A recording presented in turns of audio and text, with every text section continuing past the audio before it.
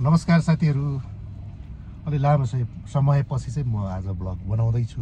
को भन्दा हाम्रो सुशील शिवाकोटी कान्छो दोलखाको होइन, कान्छा चाहिँ कोलोराडो आएको चाहिँ आज एक हप्ता भयो। ल दाइ आज माउन्टेनतिर घुम्न जानुपर्छ भनेर लिएर जाँदैछु। कति एक्साइटेड छौ कान्छा? ए म त एकदमै एक्साइटेड छु हो, आज तिमीलाई खतरा माउन्टेन देखाउँछु। ल ल ल साथीहरू, अब हामी जाँदैछौँ। बाटोमा देखाउँदै देखाउँदै हामी जान्छौँ है। ल कान्छा, ल हस्तै अब हामी कोलोराडोको हिमाल ट्रक लाएर आयौँ त। अब के छ भन? अरू त खासै केही छैन। अब हेर्ने माथि गएपछि कस्तो रहेछ जग्गा, जग्गा हेर्ने, जग्गा हेर्ने, ताल हेर्ने, ताल ताल मेन नेदरल्यान्ड ताल के पो भन्नु हुँदा है। अस्ति गएको हिउँले गर्दा हामी फर्क्यौँ होइन। अब आज चाहिँ ल साथीहरू, हामी देखाउँछौँ साथीहरूलाई।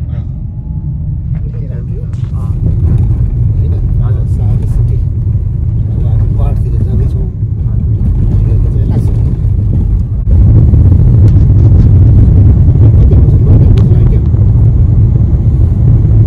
के छ भन बोला गर्छ? केही छैन। अब यो राम्रो छ नि, हाम्रो नेपालको जस्तै पाहाड छ है।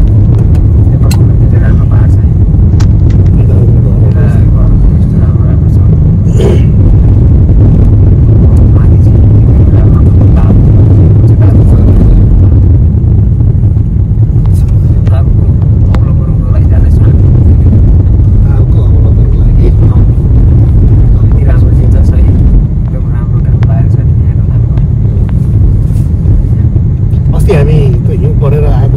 फर्क्यौँ माथि बाटोबाट। यति राम्रो छ प्रकृति।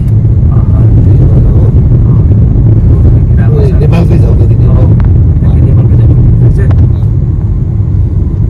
राम्रो छ। ल गाइस, हामीले हेर्दैछौँ, तपाईँहरूलाई पनि देखाउँछौँ जे जे देख्छौँ। तपाईँहरूलाई यस्तो पाहाडमा यति राम्रो घर बनाएको छ, गरी के हुँदैन भन्ने कुरो यहाँबाट देखाएको छ है। हो त नि, खतरा ढुङ्गाहरू त्यही त यस्तो राम्रो राम्रो छ। ल त्यहाँ सल्लो लगाएको छ है। तर यो फेरि आएर काट्न मिल्दैन नि। तिमीहरूतिर यस्तो सल्लो हुन्छ? त्यो त्यस्तै हो त सबै। अलिक ठुलो हुन्छ नि त। योभन्दा ठुलो हुन्छ। हाम्रो चाहिँ आएर काट्न मिल्ने खालको हुन्छ। माथि नागीतिर त जम्मै सल्लै सल्लो हो नि त हाम्रो यस्तै हो नि।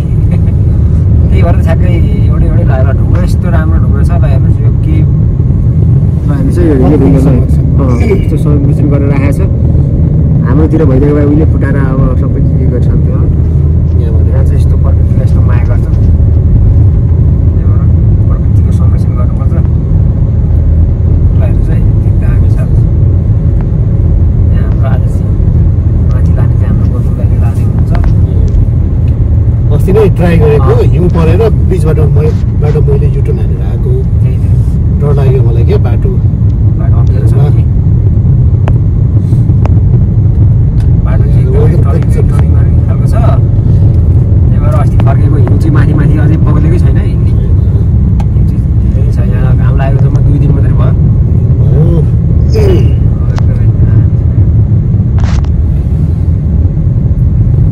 गरम छैन कान्छ, खोला हेर न। त्यही त खोला त्यो पहिला अब यस्तो हाम्रो गाउँतिर चाहिँ अब यस्तै छ खोला। जहाँ पनि पानी खान मिल्ने, यहाँ पनि खानै मिल्ने खालको छ पानी चाहिँ। हिउँकै पानी हो। हिउँकै पानी। माथि माथि त्यो हेर्नुहोस् हाम्रो जङ्गलको बिचमा घर। अब हामी चाहिँ जङ्गलको बिचमा घर बनाउनु यस्तो डराउँछ।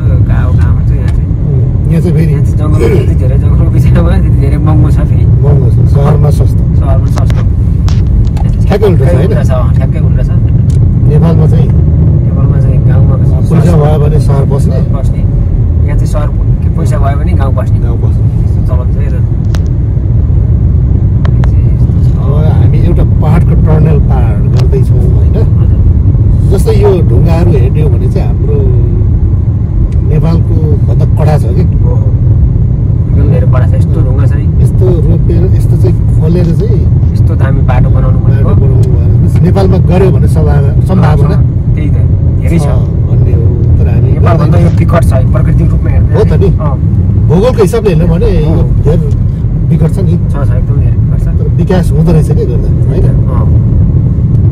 यस्तो ठाउँमा पनि यस्तो बनाएको छ भनेपछि हाम्रो त्यस्तो ठाउँमा पनि अब हाम्रो नेता साथीहरू कति हुनु भएन।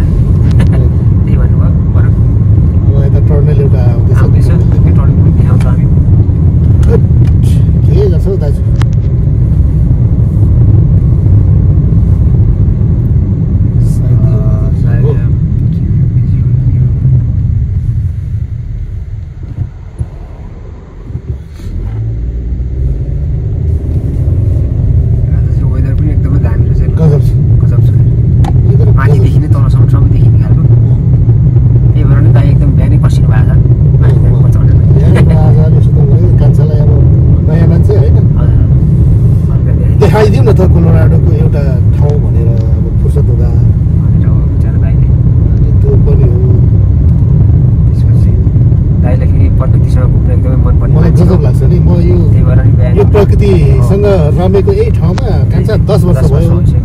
यही बसेर धेरै कविता लेखेको छु, धेरै गीतहरू बनाएको छु।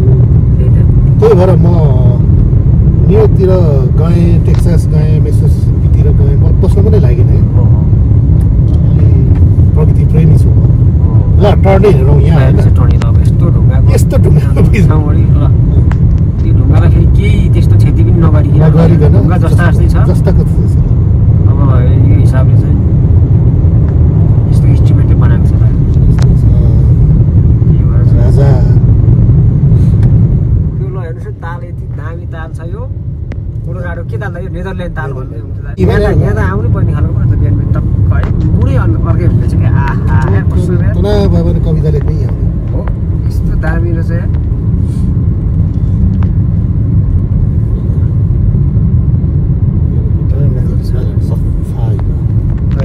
हिमाल कोलोराडोको हिमाल, कोलोराडोको हिमाल ल दामी हिमाल रहेछ यार।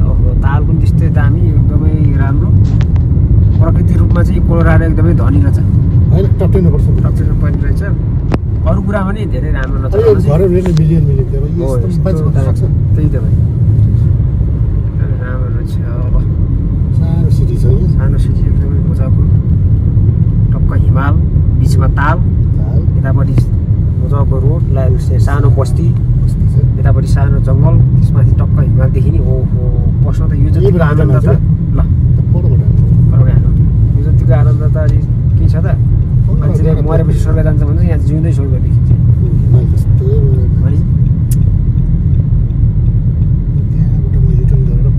फोटो खिच्न आउँछ पर हो, त्यही डाइरेक्ट युटर्न गर्न दिँदैन सक्नुहुन्छ हिमाल होइन।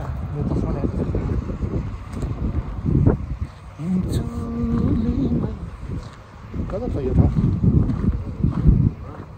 तर यता जान दिँदैन यसमा।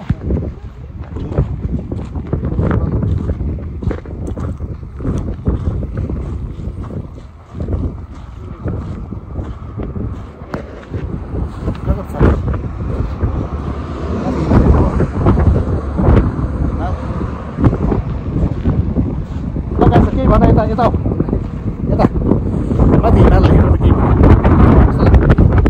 कस्तो लाग्यो, हावा चलिरहेको छ।